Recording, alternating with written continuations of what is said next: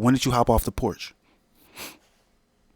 Man, so early, man. I served my first. I think I had a 100 pack. Yeah, one of 100 packs. I had my first real pack for real that was given to me. I had to be 11. I had to be 11. I had to be 11, man. We lived in the building, man. All the guys. We had the first and the second floor, so we lived upstairs, man. And man, when I tell you, man, it was a lot of drugs being sold. You know what I'm saying? It was bags of money. It was a lot of drugs being sold, man, through How you that area. how'd you get introduced to them streets though? Like how did you Watching my officially brother. step off and you noticed like this is real? That's what I'm gonna do. Uh, Watching my brother, man. He was a huge influence on me, man. I love the way that he moved, man.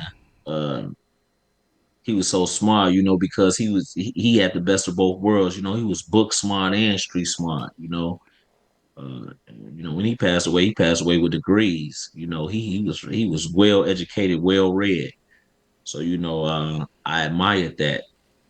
You know, uh, I just used to watch him all the time, man. He used to come in the house, man, with these big old rolls, all air day. I used to see him, man. He used to have money all everywhere in all type of pockets and all kinds of stuff, man. And I just used to be like, damn, I want some money, man. So then I started getting a bird's eye view of what he was actually doing to get this money. And then I had got an opportunity to see him actually do some things and make some moves. And I was like, damn, that's what he doing with that. You know, that's what he doing with that, man. That's how he bringing all this money home like that. He took good care of me, man. He took good care of us, man. Uh, he played a big role, man. He played a big role. He played a big role. Big shoes, man. Big shoes, man. I would never try to fill them. High school. So you say you went to CVS. What was those years like? This was, I'm assuming, the mid '90s, mid to late '90s. So what did y'all do for fun? Man, we was on the block. That's what I knew. Talk about it, shit. We was on we was on the block, man. But this is when you used to hang out. Used to hang out, man. You be out all night, man. The only thing you worry about is the police. You ain't really worry about, all that old other mess. You had wars, but niggas knew when it was wartime, niggas wasn't hanging out. But besides that, niggas ain't just used to come through shooting for no reason, none of that, man. No, we on the block, man. I'm leaving school early, man. I'm going to the block. I got shit, a pocket full of stones. I gotta go get these off. You know what I'm saying? I done stole this from my brother. Man, I done dipped in his stash. I'm gonna make me a little money because that's why he moved me from down off 64 because he ain't want me serving. He ain't want me selling no drugs and nothing like that. But what was gonna happen, it was gonna happen. Either way, because I had already been introduced to it, it was a little too late for them. It was a little too late. I was already in, and I had already seen what I wanted to do because that's where the paper was. I'm seeing niggas walking around with big herringbones and 150 hats off 63rd and Halsted. Them hats. Spencer used to have them with the With the frogs clock. on there and the clocks on there, and the Coogee sweaters and the Bonneville on the wishbones and the Cadillac on the CCs and all this old glamorous stuff, and I'm seeing how they get it, man. So my mind was made up, man. Shit, that's what I'm finna do. Fuck all that. They ain't teaching me this shit in school. Yeah, you know what? I'm rushing home from school. I gotta hurry up and get there because it's happening. Let me get there. And you say you was coming off 64th. Who's all over on 64th? So we was from 64th and Langley. The name of that area for us was Solid City. We was considered the foes. I was a baby. My brother and them, they was doing a 1-2 over there. Uh, under the FO Act. And they had blocks over there. They had blocks. They had St. Lawrence. They had Evans, they had Champlain, and they had Langley. You know, they had a lot of blocks through there, man. They was making a lot of money through there. They governed themselves in that area. They was really considered a renegade block because them guys had come from all over the city, man, and put that block together. Uh, it was one of the MCs over there named Toy, R.I.P. Toy. You had Danny. That was one of the folks, R.I.P. Danny. You had Lil Paul, R.I.P. Lil Paul. Lil Paul was from out west. Peter Paul, man, that was my man. G. Let me think. Who else you had over there? You had I can't even think of everybody, man. Mm. I said Toy. He Yep. was one of the MCs. Yeah, man. Hey, listen, man. When I say he was a beast with them hands, man, Joe, he was a monster, G. Everything, man. Hey, listen, them guys had put together like a damn A team. You know what I'm saying? They used to go all through the city, man. When I'm talking about they whooping niggas, whooping them. That block had a lot of respect, man, because all them niggas over there, man, none of them wasn't afraid to use their hands, man. That's the era that's what I got a chance to see. One of them guys, you piss one of them on, they gonna slap the shit out you. Straight to the floor. All that old gun shit, they weren't running to go get no guns, man. They was putting their hands and their feet on your ass, man. That was kind of the worst shit that you could do to a man back in them days. It wasn't about shooting. It was if you put your hands on your feet, man, they run and go tell. If you was tied in any type of way, like connected to a mob or something, they go tell. They say, man, this nigga just put his feet on me. That was something. That was harsh. You know what I'm saying? Yep. So all this go get your gun ass shit.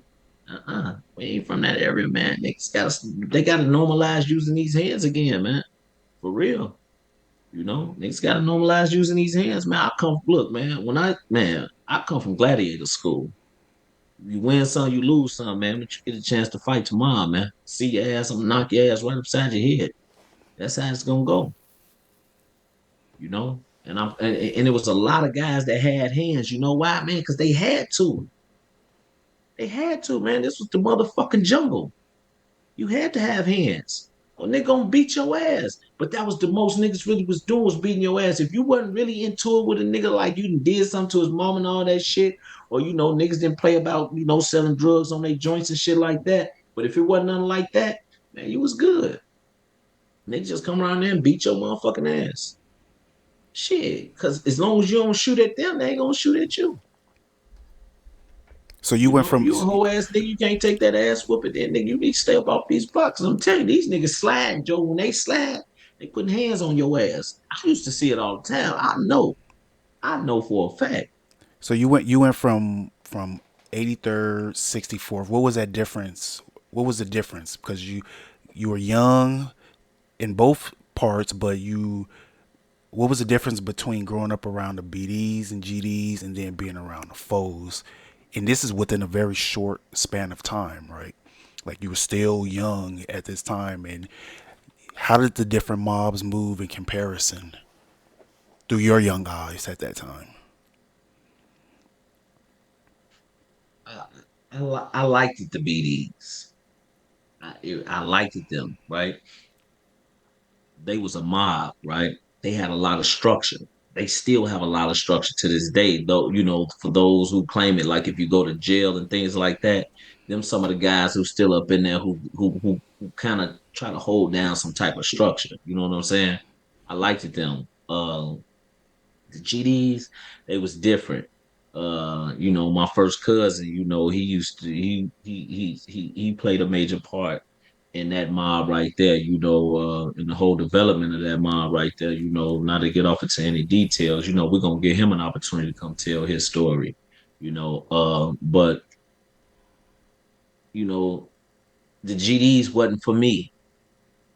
You know what I'm saying? That it wasn't for me. When I looked at the BDs and I looked at the GDs was definitely not for me. You know what I'm saying? It was just a way that they move, man. It's a lot of them though. They run off numbers though. It's a lot of them. For real, for real. So it's a lot of them. They all over the world, man. That's a big thing. That thing, and I know it didn't start off to be like that. That's because I know my history on that thing right there. That's not how it was never intended to be some type of gang. It was really supposed to be some type of movement for the blacks because the blacks didn't have nothing. You know, you had Jeff Ford at the time, and they were kind of like swinging towards the Muslim thing. You know what I'm saying? So the GDs was more of the Christian. You know what I'm saying? There's always been a religious war all the time. So that gave them an opportunity to turn these two uh nations, and you just like a nation of Islam or just like any other nation that's around the world, they got an opportunity to blackball them and really make them out to be something. It's like anything that you continue to hear, anything that you continue to say, sometimes you can speak things to existence. And they kind of turned that mob thing into something that it was never intended to be, and now it's a bad thing. But the real deal is that they scared about black leaders, so they're gonna do things like that. Because them was real leaders. Those were real leaders. You know what I'm saying? They were the head of 1 million men. That's major. That's major. I mean, Jeff Ford still is talked about to this day. Him, his family. I don't really know their entire history, but I know that was a big thing, and when I hear some of the stories and you hear some of the guys talk how they talk about, how they had the fort and all this and the different things that they encountered with this man being around, and have a structure more so than anything because that's what them guys demanded. It was more like an army type of movement. And the United States don't want the black man to have its own army. They just don't. They're afraid of that. So they flipped it on it and turned it and they shined a light on it that made it look like more so like it was a gang moving mafia style, like the Italian mob type of shit, because they considered it to be organized because there was structure, and they don't want the black man to have structure in his home. They damn sure don't want you to have structure on the streets. They want us to be wild and living free. But structure was where we come from, and that's what I know, and that's probably why I'm still here today is because I come from a structure. That era was something totally different from what you see today when you talk about the streets of Chicago, man. That was an era that you love to live in. I don't know what's going on today. It's a lot of things going on today. I don't know nobody business. It's just a lot of hearsay. But when you hear what you hear, sometimes it can be a little deterrent and mind boggling. But you got to come here, you got to see, man. It's a sweet town. Just keep mind your business. That's it. That's the best advice I can give you coming here, man. It's just mind your business, and you take you do what you want to do with that.